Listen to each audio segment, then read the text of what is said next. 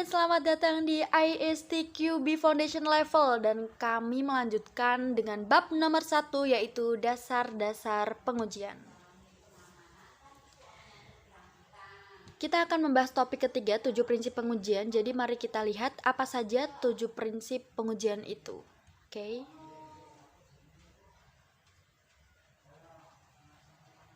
Tujuh prinsip pengujian. Oke, kita mulai dengan prinsip yang pertama. Prinsip pertama menyatakan pengujian menunjukkan adanya cacat, bukan ketidakhadiran mereka. Oke.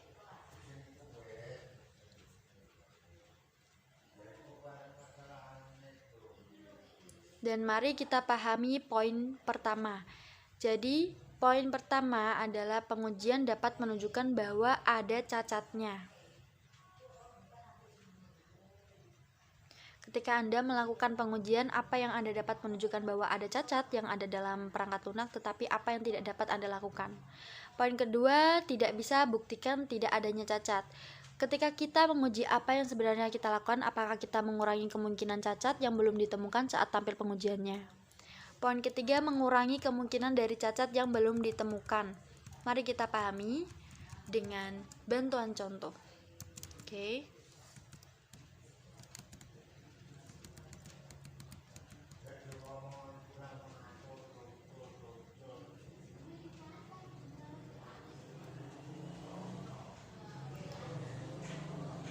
Bantuan contoh dari prinsip pertama. Nah, kita memiliki 20 cacat, oke? Sekarang kamu melakukan pengujian dan Anda menemukan 5 cacat darinya. Apa itu berarti ada 15 cacat yang masih ada di sistem? Itu sebabnya pengujian dapat menunjukkan cacat hadir jika kita menemukan 5 cacat. Kita dapat mengatakan bahwa 5 cacat hadir dalam perangkat lunak itu berarti kami menunjukkan bahwa ada cacat. Tapi yang tidak bisa kita lakukan adalah kita tidak bisa membuktikan bahwa tidak ada cacat karena kami tidak dapat menemukan 15 cacat.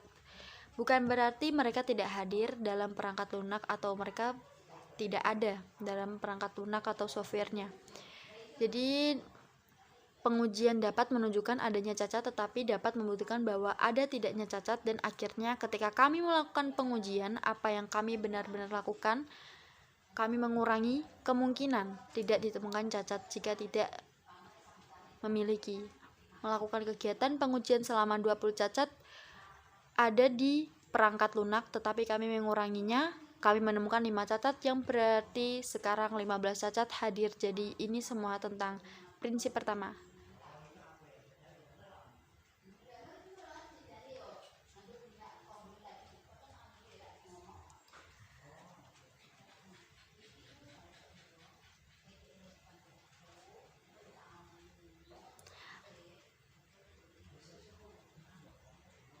Sekarang kita beralih ke prinsip kedua. Prinsip kedua menyatakan pengujian lengkap adalah tidak mungkin. Sangat berhati-hati dalam ujian. Apa yang mereka lakukan adalah mereka hanya memberi pengujian lengkap. Pengujian lengkap bukanlah prinsipnya. Pengujian lengkap tidak mungkin prinsipnya. Oke. Jadi ini adalah pengujian. Poin pertama, semuanya tidak mungkin. Jadi semua pengujian itu tidak mungkin.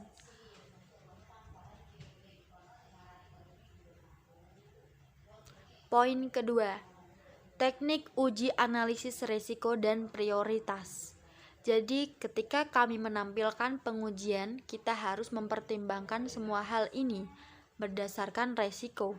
Kita harus melakukan pengujian berdasarkan teknik yang kita gunakan, dan kita harus melakukan pengujian berdasarkan prioritas yang harus kita lakukan. Poin ketiga, upaya uji fokus. Pengujian kita akan mengerti artinya dan kemudian kita harus fokus pada upaya pengujian jika mendapatkan perangkat lunak. Tidak berarti yang harus kita uji masing-masing dan semua yang ada di dalamnya. Jadi harus kita lihat berapa banyak usaha yang akan diambil. Oke, untuk memahami 3 poin ini, mari kita lihat contohnya. Misalkan, ini contoh yang dipimpin harus binar. Ketika kecepatan antara 15 dan 90 km per jam, oke? Jadi ada LED yang akan menyala ketika kecepatan antara 15 dan 90 km per jam. Jadi ini persyaratan yang harus kita uji untuk menguji ini. Yang harus kita lakukan adalah kita bisa menggunakan teknik pengujian. Jadi kita melihat bahwa 3 poin seperti teknik atau risiko pengujian, prioritas pengujian, berbasis yang dapat kami lakukan. Jadi ini sebuah teknik. Teknik ini disebut batas analisis nilai yang akan kita bahas pada bab nomor 4. Jadi sekarang aku ingin memberitahumu di sini adalah untuk menguji persyaratan ini. Kita harus menguji semua nilai. Apa yang saya maksud dengan itu ada dalam persyaratan mereka katakan antara 15 dan 90 yang dipimpin akan ditutup. Jadi apa yang bisa kita lakukan? Kita dapat mengambil 15, kita dapat mengambil 90 dan kemudian kita dapat mengambil nilai batas misalnya 14, 15 dan 16. Jadi 14 LED tidak akan menyala, 15 LED akan menyala, 16 LED akan menyala, 89 juga bersinar karena antara 15 dan 90. Jadi 90 LED akan tumbuh atau di 91 LED tidak akan meledak. Jadi hanya dengan menguji 6 nilai kita dapat mengatakan bahwa oke, kondisinya baik. Selain itu kita juga bisa menggunakan infinite nilai di sini seperti yang kita mulai dari 0 dan kita bisa melanjutkan, tapi itu tidak diperlukan karena akan memakan waktu banyak. Usaha hanya dengan 6 nilai. Kapan kita bisa menguji? Mengapa kita harus pergi untuk yang berbeda? Nilai yang jadi sebabnya kami memiliki. Kita harus mengambil yang sesuai teknik atau kita harus mengambil yang sesuai pendekatan sehingga kita dapat mengurangi upaya. Seharusnya menjadi pertimbangan. Jadi itu semua tentang kedua prinsip bahwa pengujian lengkap adalah tidak mungkin bergerak lebih jauh. Prinsip ketiga. Di dalam prinsip ketiga membahas tentang pengujian awal menghemat waktu dan uang. Prinsip ini sangat penting dengan pengujian awal menghemat waktu dan uang. Di dalam prinsip ketiga terdapat poin pertama. Poin pertama berisi tentang kegiatan pengujian statis dan dinamis. Dimulai dengan seawal mungkin. Contoh ada di dalam diagram statis testing yang pertama. Kita memiliki kebutuhan pengguna, kemudian desain global dan implementasi. Untuk memenuhi persyaratan sistem, maka tidak harus memiliki kode. Bisa dengan melakukan tinjauan pengujian statis pada persyaratan yang telah dilakukan dengan memulai aktivitas pengujian seawal dan sesegera mungkin bisa memenuhi persyaratan pengujian tersebut. Poin kedua. Poin kedua menjelaskan tentang pengujian awal. Pengujian awal disebut sebagai shift kiri, dikarenakan jika melihat diagram, kita harus melakukan pengujian awal dan harus melakukan pengujian ke kiri diagram alur pada materi tersebut. Jika memulai pengujian, berarti kita telah bergeser ke kiri, sehingga dapat diartikan pengujian awal disebut sebagai shift kiri. Poin ketiga. Poin ketiga menjelaskan tentang membantu mengurangi atau menghilangkan perubahan yang mahal. Di materi tersebut akan memahami dengan bantuan grafik untuk membuat pengujian tentang biaya dan faktor waktu, sehingga jika terjadi kekurangan biaya, kita bisa memprediksi, sehingga dapat melihat semua tahapan persyaratan desain dengan tahap pengujian dan live us live views, yang berarti kita pelanggan benar-benar menggunakan produk dan menemukan kesalahan pada titik tersebut, maka dapat melihat bahwa terdapat biaya yang kurang dalam terhadap tahap desain. Tahap membangun mengeluarkan yang sedikit, maka dari itu biayanya harus ditingkatkan. Jika menemukan biaya pengadaan atau menemukan salah penggunaan langsung, maka biayanya akan meningkat secara eksponensial, sehingga dapat disimpulkan bahwa biaya pencairan atau perbaikan harus dihitung dan diadakan secara matang-matang. Maka kesalahan yang meningkat dari waktu ke waktu membuat semakin menghambat pengadaan dan juga semakin mahal biaya itu sendiri. Maka untuk mengurangi atau menghilangkan biaya yang mahal, dapat melihat dan mengamati diagram di penjelasan tersebut. Jika terjadi kekurangan, harus ditingkatkan persyaratan-persyaratan sistem, tetapi jangan sampai terlewatkan. Maka dari itu, ketika melakukan pengujian apapun, dan hal yang harus kita lakukan adalah fokus terhadap penguji berikutnya. Kesalahan yang sama timbul karena kesalahan-kesalahan dalam persyaratan membuat desain implementasinya yang salah. Dan hal yang harus dilakukan adalah harus memperbaiki tahap desain implementasinya, kemudian memperbaiki tahap desain yang terdapat kesalahan, dan kemudian memperbaiki persyaratan yang salah pada awal tahap pengujian. Jadi ini adalah aspek yang sangat penting untuk diuji untuk seawal mungkin. Prinsip keempat. Di dalam prinsip keempat terdapat poin pertama. Poin pertama menjelaskan tentang modul kecil. Sejumlah modul berisi MOS yang memiliki sistem yang sangat besar dan tidak boleh mengabaikannya. Modul kecil ini berinteraksi dengan banyak modul lain, dan ketika ada kesalahan pada modul kecil dapat mempengaruhi sistem, sehingga jangan sampai ada yang mengabaikannya dengan menganggap bahwa ini adalah modul kecil. Kita tidak perlu melakukan pengujian, tetapi pada prinsip ini wajib mencoba untuk mengatasi titik kesalahan yang ditimbulkan oleh klaster bersama, sehingga sejumlah modul kecil dapat mengalami kesalahan. Poin kedua menjelaskan tentang cara untuk melakukan pengujian. Kita memiliki tanggung jawab yang sangat besar untuk meminimalisir sebuah kegagalan operasional. Modul kecil dapat mengakibatkan kegagalan operasional yang sangat fatal. Poin ketiga menjelaskan tentang cara mengurangi atau menghilangkan perubahan harga yang sangat mahal pada modul kecil. Jika menemukan kesalahan pada modul kecil ini, kemudian kita dapat mengurangi atau menghilangkan perubahan yang mahal. Karena jika tidak ditemukan, maka pada saat produk dalam operasional, disitulah akan melihat grafiknya, yang harus mencari selama penggunaan berlangsung dan biayanya yang akan meningkat. Untuk mengurangi nilai biaya itu sendiri dengan memberikan kepentingan yang sama untuk semua modul tentang penjelasan untuk mengatasi klaster kesalahan. Prinsip kelima menjelaskan tentang prinsip yang harus mewaspadai paradok pestisida. Di dalam prinsip kelima terdapat poin pertama. Poin pertama, pengertian paradok pestisida yang berarti jika tidak menemukan kesalahan perangkat lunak yang siap, maka dapat melakukan pengujian pertama kali. Jika terjadi beberapa kesalahan, maka harus menjalankan tes yang sama lagi, kedua, ketiga, keempat, kelima, dan seterusnya, sampai tidak akan menemukan kesalahan baru, kecuali ada perubahan dan perangkat lunak tersebut.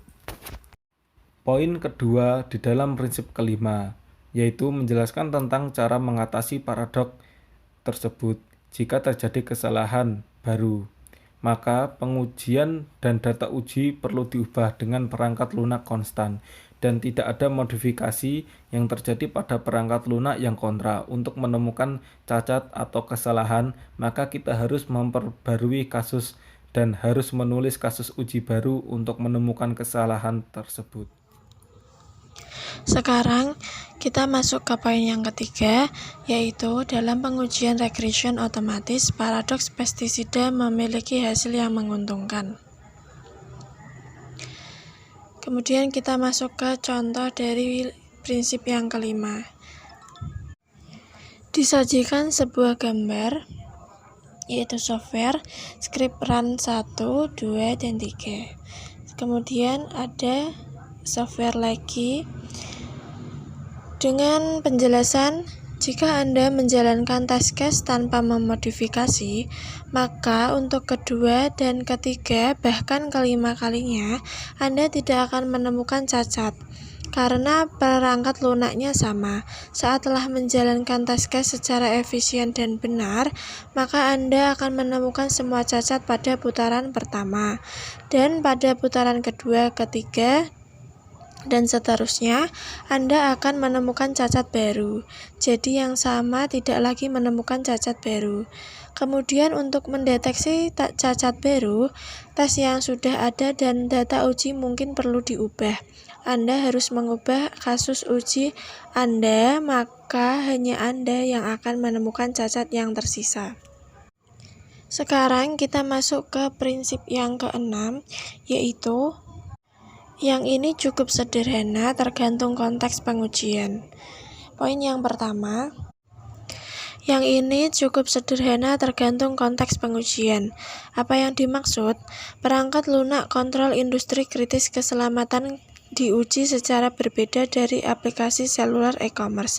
Jadi, jika itu adalah sistem yang terkait dengan keselamatan, misalnya instrumen medis dan perangkat lunak avionik, kami harus mengujinya secara berbeda dibandingkan dengan aplikasi seluler atau aplikasi web e-commerce, atau jika ini terkait dengan keamanan atau terkait keamanan, misalnya perangkat lunak perbankan, kami harus mengujinya secara berbeda.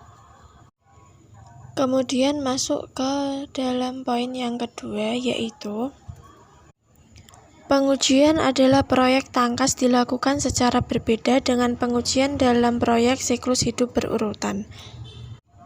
Pendekatan akan berbeda karena kita harus mengatasi masalah yang berbeda untuk produk yang berbeda, sehingga kita tidak dapat melakukan jenis pengujian yang sama atau kita tidak dapat menggunakan pendekatan yang sama untuk semua produk.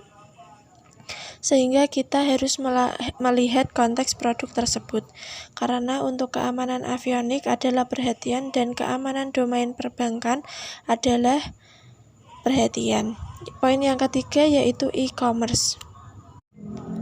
Sekarang sampai pada prinsip yang terakhir, yaitu prinsip nomor 7. Tidak adanya kesalahan adalah kekeliruan.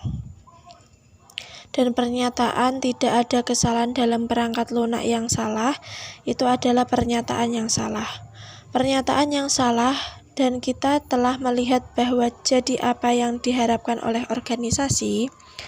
Penguji mengharapkan bahwa penguji dapat menjalankan semua pengujian yang mungkin dan menghitung waktu semua kemungkinan. Efek ini adalah harapan organisasi manajer bahwa kami menemukan semua kemungkinan cacat.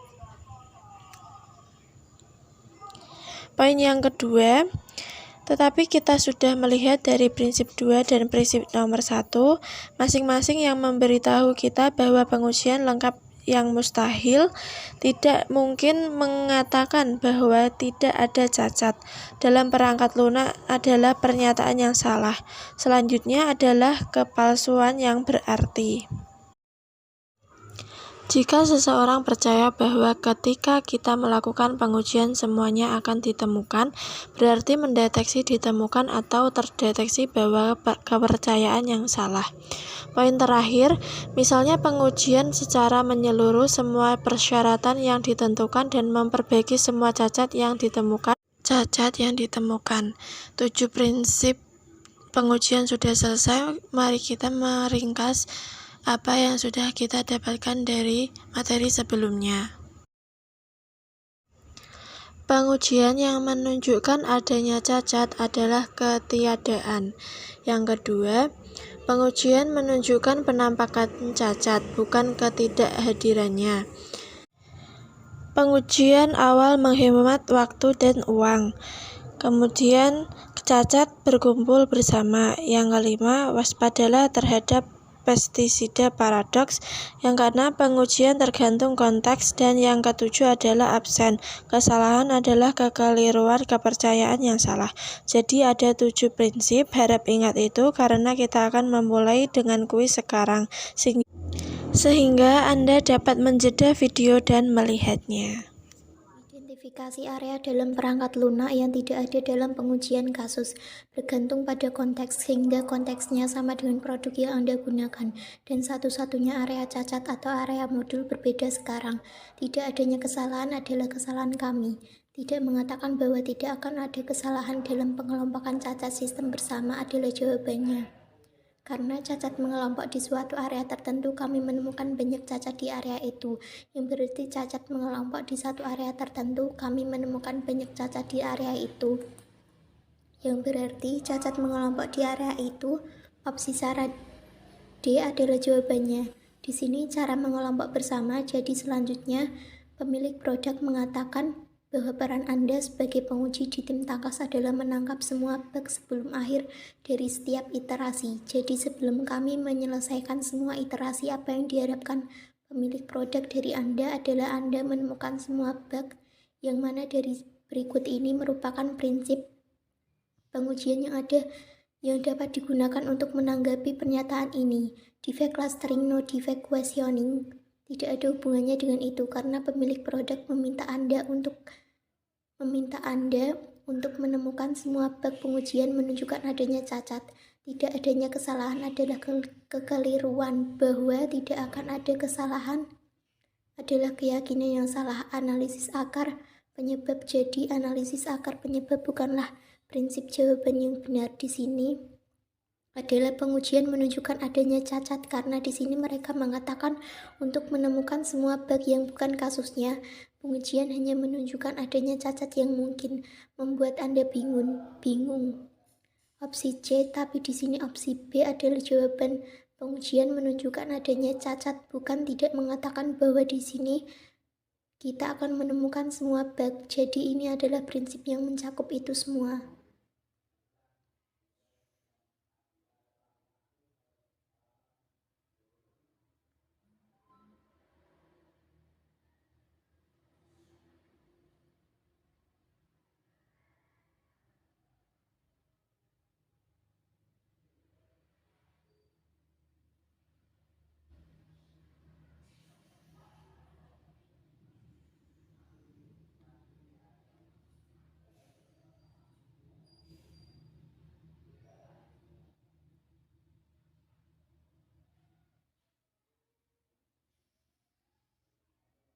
Selanjutnya, jadi ini juga merupakan pertanyaan berbasis skenario yang ditanyakan dalam ujian. Melaluinya sekali, jadi Mr. Test telah menguji aplikasi perangkat lunak pada perangkat seluler. Jadi kami menguji aplikasi perangkat lunak pada perangkat seluler untuk suatu periode dari 5 tahun. Dia memiliki banyak pengalaman dalam menguji aplikasi seluler dan mencapai hasil yang lebih baik dalam waktu yang lebih singkat daripada yang lain. Selama beberapa bulan, Mr. Test tidak mengubah tes otomatis yang ada, sehingga baris ini sangat penting. Selama beberapa bulan, Mr. Test tidak memodifikasi kasus uji otomatis yang ada dan tidak membuat kasus uji baru. Ini menyebabkan semakin sedikit deteksi yang ditemukan cacat, ditemukan lebih sedikit cacat yang ditemukan dengan menjalankan pengujian prinsip pengujian Vista. Untuk mengamati ini cukup sederhana. Dia punya kasus uji otomatis, tetapi dia menjalankan kasus uji yang sama berulang kali dan tidak memodifikasinya. Karena itu dia tidak menemukan cacat baru, sehingga pengujian bergantung pada lingkungan ini, bukan jawaban pengujian lengkap. Tidak mungkin ini juga bukan jawaban pengulangan tes, tidak akan menemukan cacat baru. Jadi opsi C adalah jawabannya di sini. Jadi ini adalah bagaimana Anda harus menganalisis dengan beberapa baris. Anda berhubungan dengan prinsip-prinsip pengujian bergerak lebih jauh. Manakah dari pernyataan berikut yang paling menggambarkan salah satu dari 7 prinsip utama pengujian? Mana dari pernyataan berikut yang paling menggambarkan salah satu dari 7 prinsip utama pengujian perangkat lunak? Jadi sekarang kita harus membaca opsi dengan menggunakan pengujian otomatis. Semuanya baik-baik saja dengan upaya dan alat yang cukup mendukung pengujian lengkap dapat dilakukan untuk semua perangkat lunak. Biasanya tidak mungkin untuk menguji semua kombinasi input untuk area lunak.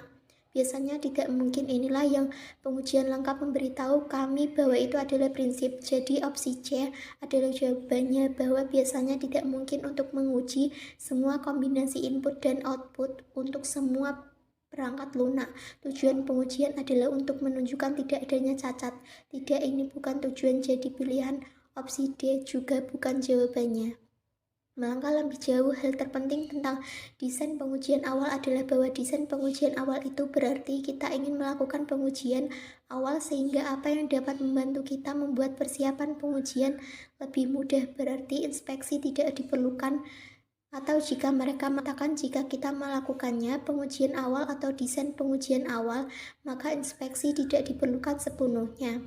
Salah dapat mencegah penggandaan kesalahan. Jika Anda menguji pada tingkat persyaratan, maka Anda dapat menghindari penggandaan kesalahan ke tahap masing-masing. Sehingga itulah sebabnya opsi C adalah jawaban.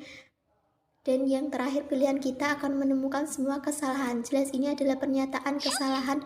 Pernyataan salah kita tidak dapat menemukan semua kesalahan yang jelas sekarang.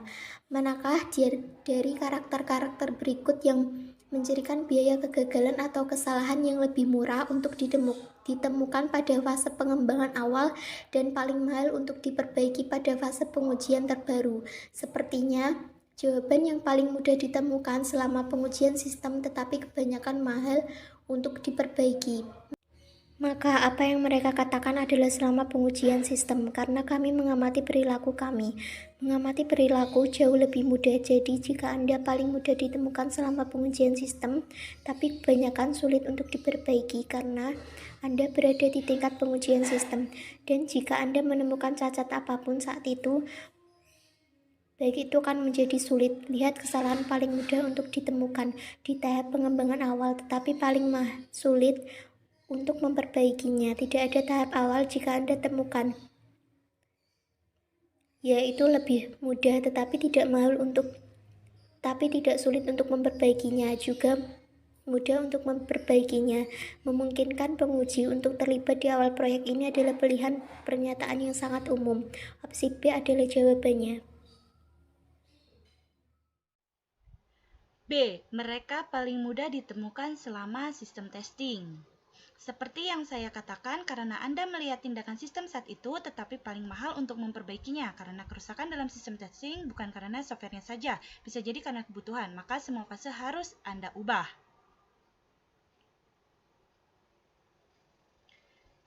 Selanjutnya, semakin lama dalam siklus hidup pengembangan kesalahan ditemukan, semakin mahal biaya perbaikinya. Mengapa? Jadi, jika Anda terlambat menemukan kerusakan, mengapa lebih mahal? Dokumentasinya buruk, jadi butuh waktu lebih lama untuk mengetahui apa yang dilakukan perangkat lunak. Gajinya naik. C. Kesalahan telah dibangun ke dalam lebih banyak dokumentasi, kode, tes, dan lain-lain, bukan salah satu di atas. Yang C. Kesalahan mengalihkan. Jadi ini adalah cara untuk mengatakan bahwa kesalahan telah dibangun ke dalam lebih banyak dokumen yang merupakan perkalian palsu. Jadi jawabannya C. Oke, selanjutnya biaya memperbaiki kesalahan. A. Tidak penting. Ini sangat penting karena jika Anda memperbaiki kerusakan menjelang akhir atau penggunaan langsung, itu akan menjadi urusan yang mahal. B. Meningkat saat kami memindahkan produk ke pengguna langsung. Ya, jadi kami telah melihat saat kami bergerak menuju pengguna langsung biayanya akan meningkat. C. Berkurang saat kami memindahkan produk ke pengguna langsung. Tidak, lebih mahal jika ditemukan dalam persyaratan. Tidak selama persyaratan jika Anda merasa lebih mudah untuk memperbaikinya. Jadi jawabannya adalah B. Oke, mari kita lihat pertanyaan selanjutnya. Dalam siklus tingkat silabus, tingkat dasar, Anda akan menemukan prinsip-prinsip dasar utama testing. Manakah kalimat berikut yang menjelaskan satu prinsip dasar ini? Yang A. Pengujian lengkap software dapat dicapai jika Anda memiliki sumber daya dan alat uji yang cukup.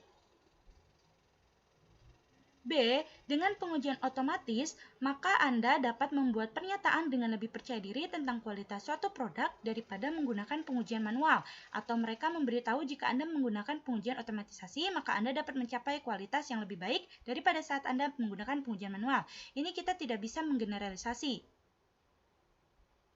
Yang C, untuk sistem software tidak mungkin dalam kondisi normal untuk menguji semua kondisi input dan output yang merujuk ke pengujian lengkap, jadi jawabannya C, karena mengacu pada prinsip testing lengkap. Yang D, tujuan pengujian adalah untuk menunjukkan bahwa software bebas dari kerusakan. Ini bukan kodenya. Yang bukan merupakan prinsip testing, coba saja jawab pertanyaan ini. A. Pengujian awal, B. Pengelompokan cacat, C. Paradoks pestisida, D. Pengujian lengkap. Jadi saya sudah menjawab ini ketika saya menjelaskan pengujian lengkap bukanlah prinsip pengujian lengkap. Tidak mungkin, itu adalah prinsipnya. Jawabannya D. Sebagian besar waktu orang salah dalam menjawab pertanyaan ini. Oke, saya rasa ini adalah pertanyaan terakhir dari topik 7 pengujian prinsip. Strategi pengujian tim adalah menginvestasikan upaya yang sama dalam menguji setiap modul sistem. Jadi, ada tim yang sama-sama memperlakukan semua modul. Setelah menjalankan satu siklus pengujian, jika ternyata sebagian besar bug kritis terdeteksi di salah satu modul sistem, jadi apa yang mereka lakukan yang mengelompokkan cacat dalam satu semua modul. Prinsip testing mana yang menyarankan perubahan pada strategi testing saat ini untuk siklus testing berikutnya? Di sini pilihannya yang A. Jadi jawabannya adalah mengelompokkan cacat yang jelas. Benar, jadi opsinya adalah A.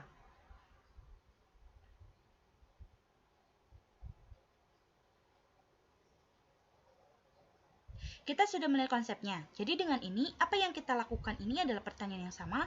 Oke, jadi dengan ini kita membahas topik ketiga yaitu 7 prinsip testing.